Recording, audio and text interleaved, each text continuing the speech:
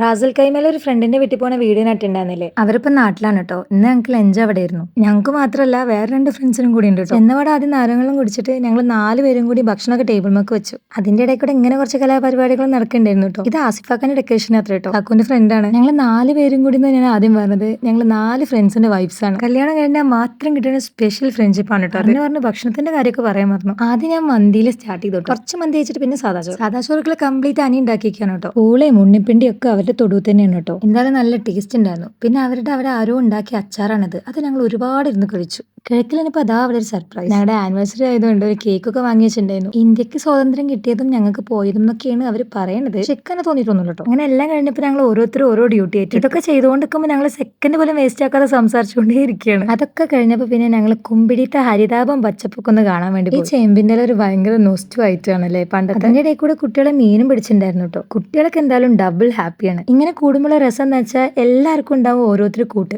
അതിൽ ഏറ്റവും ഹാപ്പി ഇവർ രണ്ടാളുമാണ് കേട്ടോ. ചുറ്റിക്കറങ്ങി കഴിഞ്ഞ് വന്നിട്ട് ചായയും സ്നാക്സും പിന്നെ കുറച്ച് ഫോട്ടോഷൂട്ടൊക്കെ കഴിഞ്ഞിട്ട് നമ്മൾ പിന്നെ നേരെ വീട്ടിലേക്ക് പോയി. എന്തായാലും ഒരു ഭയങ്കര ഹാപ്പി ഡേ ആയിരുന്നു.